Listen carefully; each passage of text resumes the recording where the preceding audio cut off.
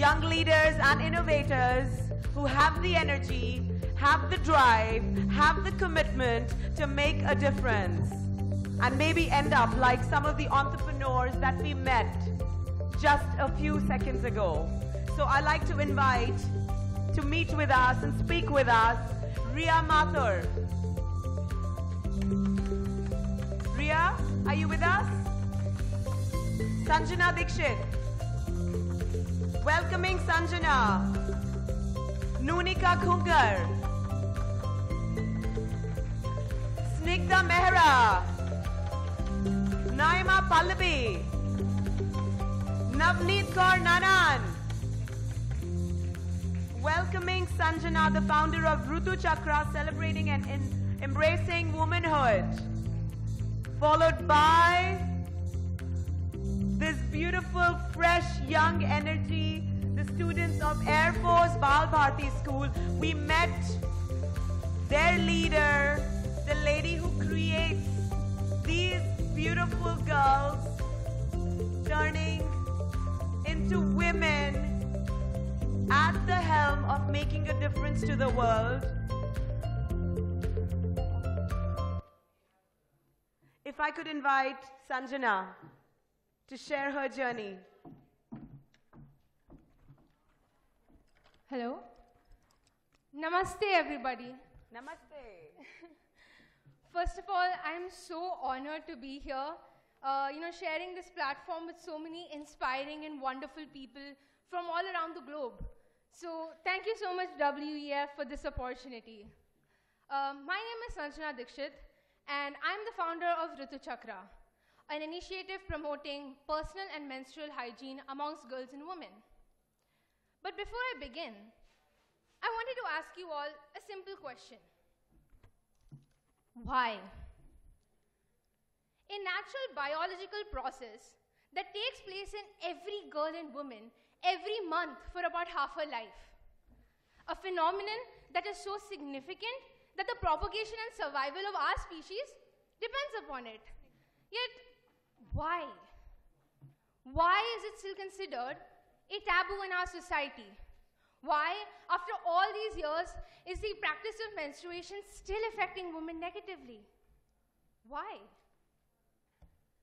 So these were some of the questions I asked myself when I first started Ritu Chakra. It was on my 16th birthday, and I had gone to an orphanage to celebrate. While I was there, I happened to use the washroom, and although it was quite decently maintained, it really raised this question in my mind as to how did these girls look after their periods? And so naturally, I asked the founder, and she told me that while several people came forward to donate books, toys, stationery, etc., very few people came forward to donate something as important as sanitary napkins. And that is when I realized that something had to be done about this issue. Now, fast forward to our first workshop. That was a real eye-opener. The girls asked us several questions such as, is it okay to eat fruits during this time? Should we be allowed to go outside? Can we have milk, eggs, or papaya? Do boys menstruate? So many questions, all bringing me back to my primary question, why? Today in India, there are over 300 million menstruating girls and women who still do not have access to basic sanitary napkins. And in its absence, they resort to using leaves, bark, hay, mud. Yes, even mud. Now, I want to take a moment to ask you all to just imagine, right? Imagine not being able to do a majority of your favorite activities for a week simply because of a natural biological process taking place in your body, right? Now, imagine how that affects a young girl's self-esteem and confidence. It affects her in every aspect, in fact. And we at Ritu Chakra, we aim to change that. We aim to build a society where menstruation is not treated as a curse nor a disease, but rather as a welcoming change in a girl's body. We at Ritu Chakra, we do three main things in the organizations that we work with. One, providing sanitary napkins. Two, educating the girls and boys via conducting workshops, and 3, promoting gender awareness. I started Ritu Chakra 15 months ago in January 2018. And over the course, I have collected a team of 13 extremely dedicated teenagers. Over the course of this year, we have helped over 550 girls, provided 33,000 sanitary napkins, and conducted several workshops all across India.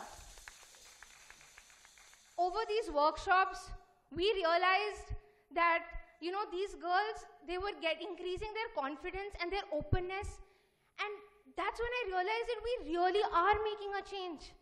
We are making a difference in our society. But we cannot do this alone, right? We need all of your help for that. All of you to join us, support us in this cause, because together we can really make an impact, so that no girl should ever have to miss out on her education or her childhood simply because she was born with a uterus.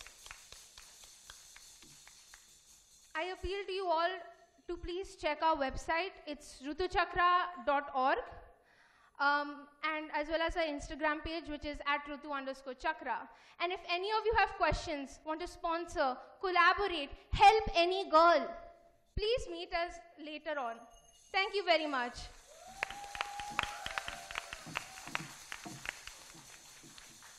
What a resounding ambassador of hope you are.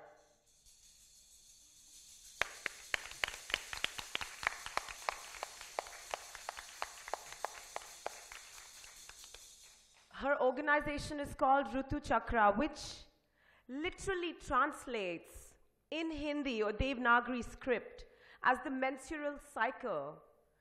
And it is such a beautiful word. I actually didn't know till I came across your organization that this is what it's called in Hindi. Ritu means seasons, and Chakra is the cycle of the seasons. This is so beautiful. Thank you so much for everything. Nunika Kungar. A very good morning to everybody. I'm Nunika. I'm from Air Force Balbharti School. And I'm just going to take a minute to actually say it's a very big honor to be here, and I must express how grateful I am for this opportunity. Help. It's a strange word and an emotion of all sorts. It's a wonderful feeling fit into just 4 letters. Helping is a very weird word that I always was charmed by and was attracted to. And the more and more I learned about the meaning of this word, the more I seemed to be pulled by it. Very quickly, I had realized helping wasn't just something you did for the name of it. It was a very big responsibility, and if you're lucky, probably an opportunity to show you care. I had realized that helping isn't just something you did for the name of it, it's a responsibility. It's not just a responsibility of yourself, but of all those who are around you. I've been a volunteer at the Sanjay Gandhi Animal Care Center for the past year. And the first time I entered Sanjay Gandhi Animal Care Center was because of some seniors of my school who were going there, and I decided to tag along. Very strange kind of atmosphere exists within the Sanjay Gandhi Animal Care Center. There are over 3,000 animals, all living together as a family. All different animals living together as a family, and us humans cannot do that. So please. Some weird thing that happened there while I was there was that I was touched by these ailing, innocent, and pure beings at that place, and I wanted to work for them immediately. SGACC is the largest animal center in Delhi, and it has just one mission, and that is to provide for the sick, wounded, abandoned animals the food, shelter, medication, kindness, safety, and nurturing needs that they require. While they gave us instructions and told us how to work, they gave us gloves, there was just one thing that really latched itself onto me. The lady told us that while you're doing everything, while you're cleaning and feeding and all of that, you should always wear your gloves. But after you're done with all of this, just take off your gloves and sit with the animals and pet them. That little thing to take off our gloves was because she said they seek the touch the most. These are abandoned animals who are hurt and they only seek our touch. It really moved me how they expected nothing but love and care from us, and how unbothered and sometimes even cruel us humans have been towards them. Something that got to me even more was that why wasn't I here earlier? In the next 2 months, I came across a position at school that allowed me to gather very passionate beings who wanted to actually work for this. So we went along in big groups to the NGO and just helped the animals in any way possible. They felt safe, like someone was there for them. And the most important thing was, we had no idea we had done something so big by just doing something so little.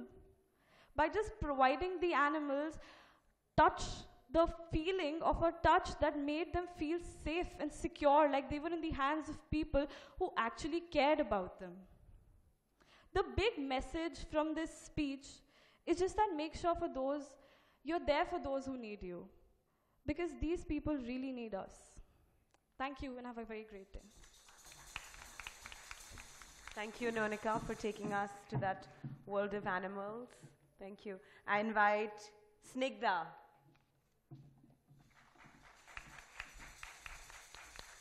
Good morning, everyone. It is my honor to be standing on the stage in front of such inspiring women and men, and I thank WEF and the All Ladies League for providing me with this opportunity. I had hair longer than 20 inches around 2 years ago, and then I came across this campaign, Cope with Cancer, by the Madad Foundation, which promised that if I donated my hair, they would make cheap and affordable wigs out of those and donate them to the cancer patients who had to lose their confidence, their self-esteem, because of just something as small as hair strands. So I proceeded to donate 14 inches of my hair to that organization, and they sent me a certificate with that this is for my participation. I was very happy at that point. But now when I think about it, I would actually like to see how they made the wigs, where they donated them, how the people felt when they wore those wigs, how their self-confidence just grew up. I also remember shooting a documentary with my friends on animal abuse, and I went to Sanjay Gandhi Hospital, the same hospital Nyonika has been to.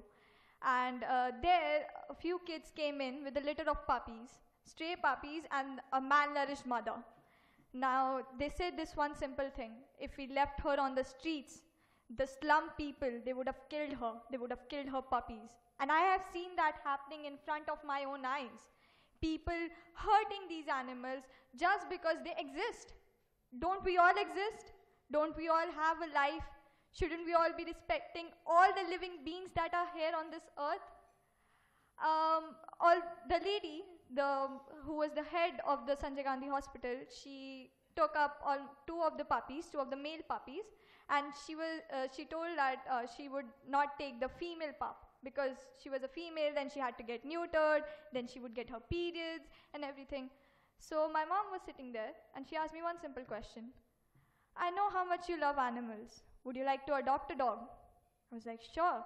So she took that pup from the hands of those little kids, and she told me, we're adopting this one, simply because she was rejected.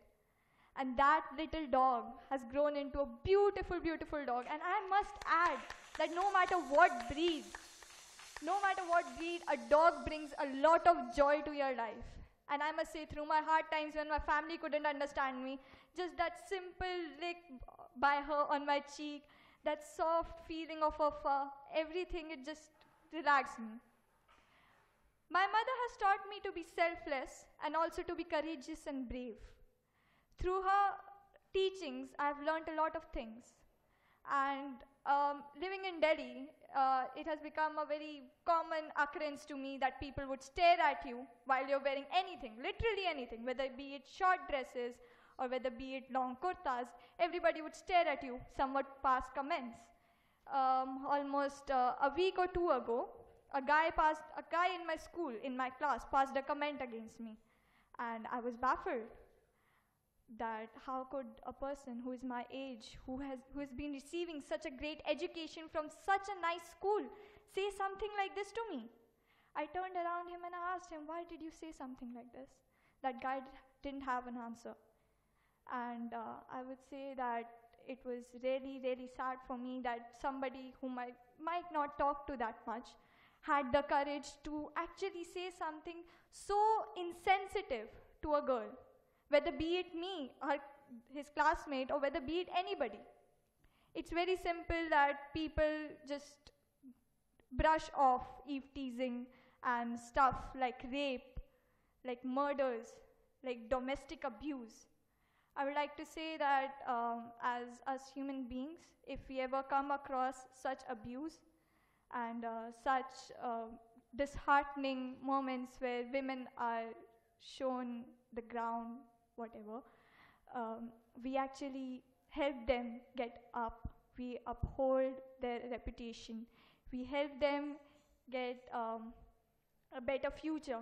I would also like to add that I've always dreamt of having my own small organization which helps women build a better future.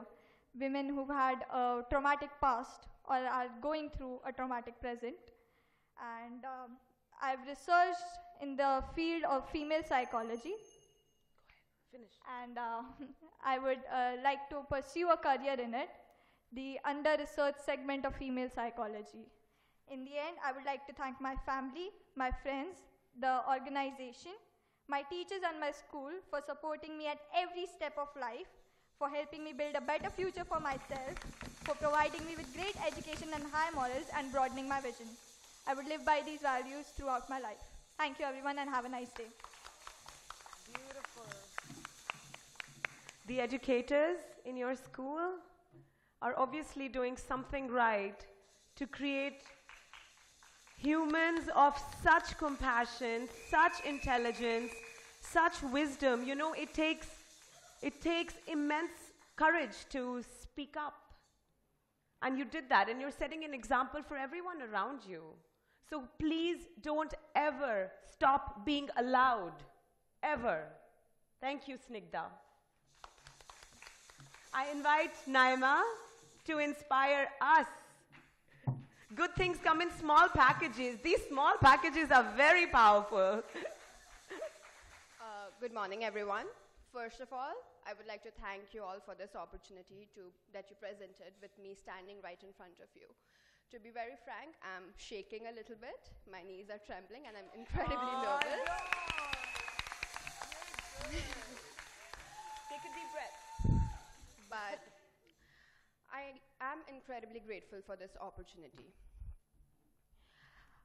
I'm Naima Pallavi. I'm a student of FOS Balbharti School, and I used to intern at HRLN. Last summer, I went to Goa to attend a national seminar where the speakers were acid attack victims, rape victims, victims of manual scavengers, and so on. I got the opportunity to meet Kamla Bhasan, who gave a tremendous speech, and which really resonated in me. I can't recall her exact words, but if I paraphrase, she basically said that in this world, we have to be the ones who speak up. I was raised by amazing women, my grandmothers, my mother, my sister. My grandmother was a doctor in Odisha in a time where females were not allowed to even go get an education. She struggled, and she was also a homemaker. My mother, she's a human rights activist who has been working in this field for over 25 years. And my sister is an amazing human being who's working in the modeling industry right now. As a young woman, when I was growing up, I was taught that I was raised to think that no one else is going to speak up for you. You are the only one who can speak up for yourself, and you're the only one who can speak up for others.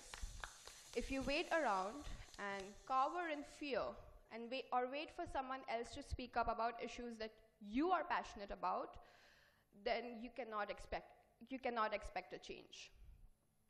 I have lived by those words my entire life. To be very frank, I don't think I've done enough. Not at all. I have been alive for 17 years, but some might say that I have helped people, but I don't think I have. My aim, my ambition is to do whatever I have, whatever power I have, whatever amount of influence I have, I want to use my voice to help those who need it. Growing up in India, I think a lot of people can relate to this. I was subjected to subtle sexism and blatant sexism.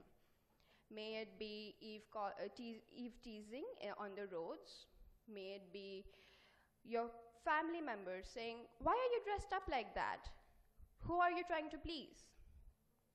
May it be in school, for all that matters, when you reject a boy and you're subjected to slut shaming.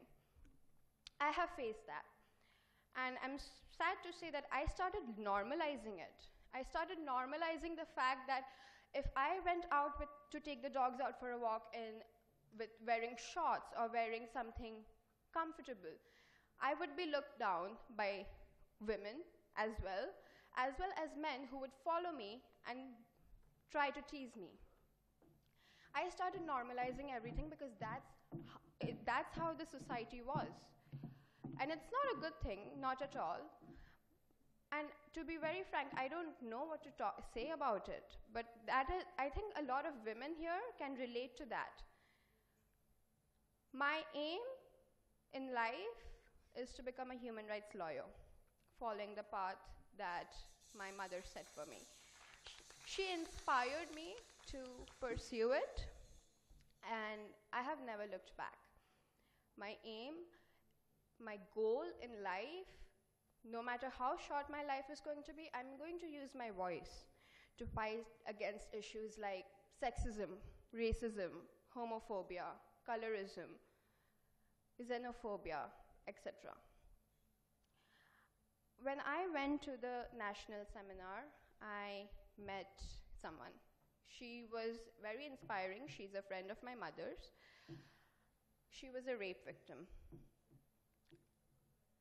When we picture rape victims, at least according to what media portrays it as, we picture someone who is vulnerable, who is crying all the time, who cannot live with what has happened. And that might be true, but that's not all. The woman I met, she was one of the strongest people I've ever met. She survived, she fought, she got justice, and now she's happy. Yes, what happened to her was traumatic. It scarred her emotionally. But women, I don't think people realize this, but women are incredibly strong.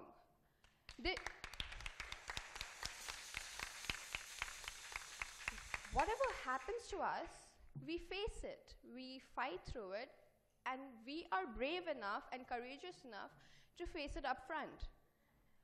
My duty as a privileged person who grew up getting an amazing education, who grew up in a very good family, very supportive family, my duty is to help people, especially women who don't have the voice to fight for themselves. And I'm going to do that throughout my life. I would like to conclude by thanking all the amazing women who have inspired me to be who I am today. I could name them. It would take hours for me to name them, but I will not. I will leave that to you. But I would like to thank them because I wasn't always like this. My idea of society wasn't always like this. But they influenced me and they inspired me to be who I am today. So thank you.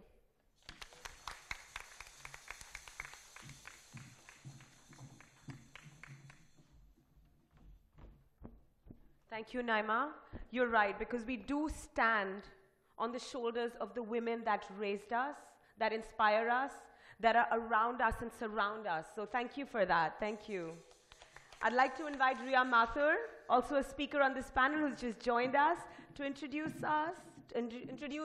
herself and take us through her journey. Hello everyone, good morning. I am Ria And first of all, I would like to say that I'm extremely grateful and honored to be here. And I think this by itself is an inspiration for me to be here among such talented people. And I think that by itself will be something for me to learn by so many people. So I think first off, talking about things that inspire me, I would like to talk about something that really plays a major role in my life, and that is confidence. So since a child, I feel that I changed a lot of schools because of my father's job. So with every school, obviously making new friends, interacting with new people, I think we all face this dilemma of interacting with new people and trying to please others. We forget our own identity or who we really are in order to please others. And I feel we need to understand that we do not need to change our own selves as a person in order to fit somewhere. So with every school that I changed, I realized that I do not need to lose myself, and people who are meant for me will eventually stick by me. So I think confidence plays a major role, and I would like to thank my mother, because confidence definitely comes from her, and she has inbuilt that in me, and I think it's one of the major thing that inspires me. The second thing that I really think is important is failure. We all need to understand that, I know that success is something that really feels good on the outside, but I think it's failure that makes us move forward in life and helps us understand the hardships. And I think I'm 18 right now, so I think experiencing a lot of setbacks taught me lessons, and I'm glad that I experienced them early in life, because now for the future I'll be more prepared, right? So I think setbacks and failures are more important, and they definitely teach us a lot more than our successes. And last but not the least, I feel something that really influences me. I think we all need a person to give us the push, to motivate us to do better, to support us, and that person can be our own selves, right? But I'm glad that for me it has been my family, my parents, and my mother who's here with me. She has always motivated me to do better. She has always been the person who I can fall back onto whenever I felt low. And it's amazing to have someone like that in your life, and someone who pushes you with every level in your life. So I think she has also inspired me to a great amount, and I think these three factors are really important, and they have really inspired me and influenced me in a large amount. So yeah, thank you. Thank you, Ria. We will now felicitate our young innovators with awards. Ria, please collect your award. Dr. Harbin Arora. I just want to thank this amazing panel. I just want to thank this amazing panel here. We always at the Women Economic Forum, while we have great moments of mentoring from experts and learning from each other, peer mentoring, we always make sure to have panels on reverse mentoring, where we really learn from our children. And let me tell you, these are no children. These are amazing, amazing, powerful young women who are already trailblazing the course of change. So a big round of applause to all of you. Ria Mathur, please collect your award as the young leader creating a better world for all.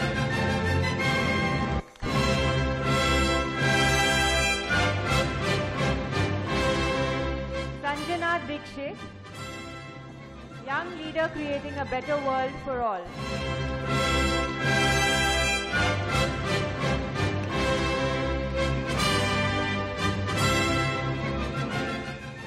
Nunika Khungar, young leader creating a better world for all.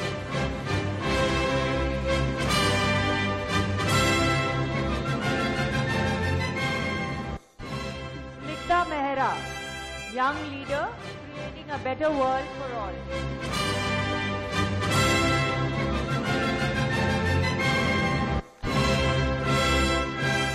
Naima Pallavi, young leader creating a better world for all.